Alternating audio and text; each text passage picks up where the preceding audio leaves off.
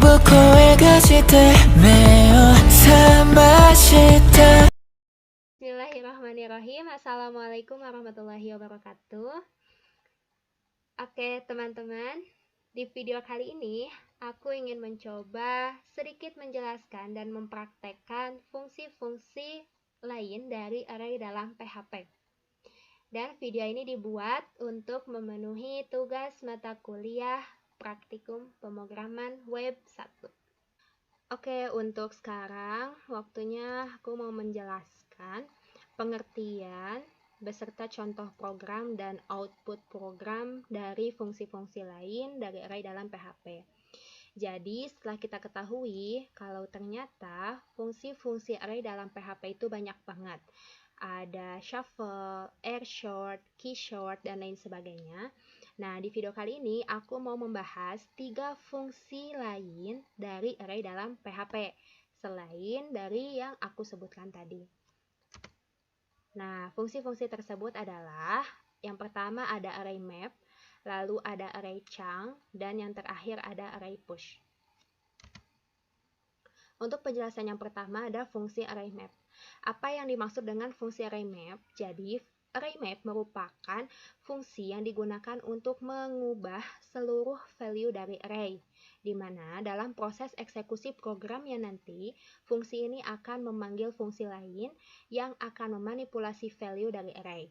Nah, fungsi lain yang dipanggil nanti dapat berupa built-in function atau user-defined function. Nah, ini bentuk umum dari fungsi array map. Nah, untuk lebih jelasnya lagi, kita langsung ke penjelasan programnya dan penjelasan output program. Ini penjelasan bentuk umumnya. Oke, jadi untuk contoh penggunaan fungsi array map di sini, sebenarnya di slide ini banyak banget contoh dari array map, tapi untuk video kali ini aku mau membahas satu contoh saja, yaitu contoh 3 yang berisi penggunaan fungsi array map dengan menggunakan lambda function. Nah, apa yang dimaksud dengan lambda function? Jadi, lambda function merupakan suatu fungsi yang dapat disematkan atau disimpan di sebuah variabel. Nah, lambda function sendiri tidak memiliki nama, tetapi secara langsung dia dapat memiliki parameter. Nah, lambda function juga disebut dengan anonymous function jika di JavaScript. Nah, yang pertama di sini, di program ini kita mempunyai sebuah variabel yang diberi nama func. Lalu, variabel func tersebut berisi function dengan parameter variabel value.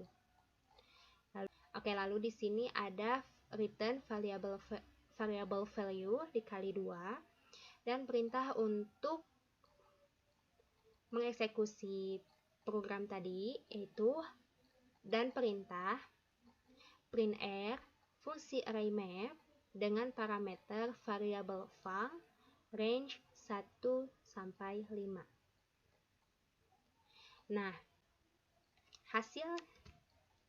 dan ini output dari program tadi, yaitu ada sebuah array dengan 5 elemen, indeksnya dimulai dari 0, dan isinya ada 2, 4, 6, 8, dan 10. Oke, jadi maksud dari program ini adalah ingin mengubah seluruh value dari sebuah array. Nah, di sini dia menggunakan array map untuk mengubah value tersebut. Nah, array map di sini dia akan mengeksekusi variabel func yang berisi sebuah function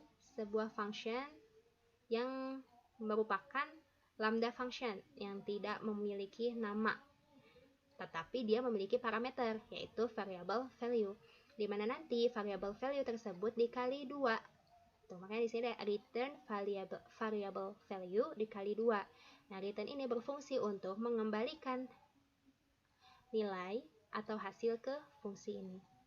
Nah, di sini di parameter array map ada range 1 sampai 5 sehingga outputnya nanti array tersebut berisi 5 elemen. Tuh, dengan setiap elemennya dikali 2. sini ada 5 elemen. 1, 2, 3, 4, 5. Dengan elemen pertama yaitu indeks 0 berisi 2. Lalu elemen kedua dengan indeks 1 itu 4, karena 2 kali 2 4. Begitupun seterusnya. Penjelasan kedua ada fungsi array chunk. Apa yang dimaksud dengan fungsi array chunk? Jadi array chunk merupakan fungsi built-in function atau fungsi bawaan dalam PHP, di mana fungsi ini digunakan untuk memecah sebuah array menjadi bagian array yang baru dengan ukuran tertentu sesuai dengan parameter yang dideklarasikan nanti, yang diinputkan oleh user nanti.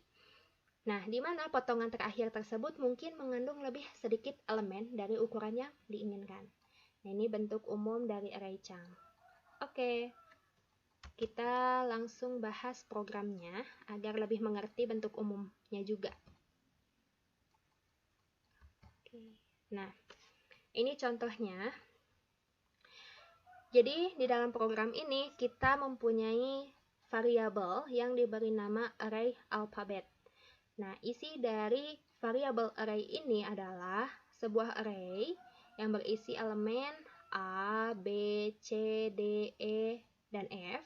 Lalu di sini ada perintah printr array chunk, artinya potong array yang di atas. Nah, array chunk dengan parameter variabel array alphabet dan length-nya, size length, ukuran yang sesuai untuk memotong array tersebut. Jadi di sini array chunk dia akan memotong array yang berada di dalam variabel array alphabet sebanyak 2 elemen. Jadi patokannya isinya ya, elemennya. Sehingga ini hasilnya. Jadi array untuk yang pertama, array yang pertama ini tetap dimulai dari 0 ya. Dimulai dari 0. Sini ada array ke 0 tadi berisi 1, 2 elemen. 2 elemen ya. Di sini ada elemen pertama dengan indeks ke 0 itu A, lalu elemen kedua dengan indeks 1 itu B. Lalu begitupun seterusnya. Jadi pembagiannya itu berdasarkan dengan panjang elemennya. Isi dari elemennya mau berapa. Nah, kalau ini kan tadi diinputkannya 2. Nah, sehingga semua array baru memiliki 2 elemen. Itu array chunk.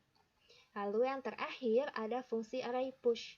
Apa yang dimaksud dengan fungsi array push? Jadi, array push merupakan fungsi yang digunakan untuk menambahkan satu atau lebih elemen baru ke dalam akhir array dan mendapatkan jumlah elemen array yang diperbaharui.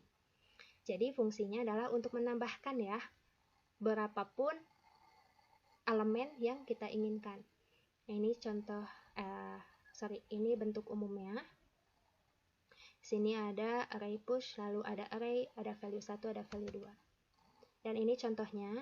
Di sini di program ini kita punya variabel z, dengan isi variabel tersebut adalah array yang isinya ada you, me, and he. Lalu ada array push dengan fungsi ya. Lalu ada fungsi array push dengan parameter variabel z, she, and us. Lalu printr variabel z. Nah, sehingga nanti variabel z ini dia hasilnya akan ditambah dengan 2 elemen baru ini di belakangnya. Nah, ini hasilnya. Ada you, me, he, she, us. Itu ditambah 2 ya. Jadi emang value-nya bebas. Di sini kita mau menambahkan 1, 2, 3, 4 bebas. Jadi di sini hasilnya ada sebuah array dengan elemen pertama dengan indeks ke 0 itu you, lalu elemen kedua dengan indeks 1 itu me, elemen ketiga dengan indeks 2 itu he, dan seterusnya. Oke, mungkin cukup sekian penjelasan dari aku. Semoga bermanfaat. Terima kasih. Wassalamualaikum warahmatullahi wabarakatuh.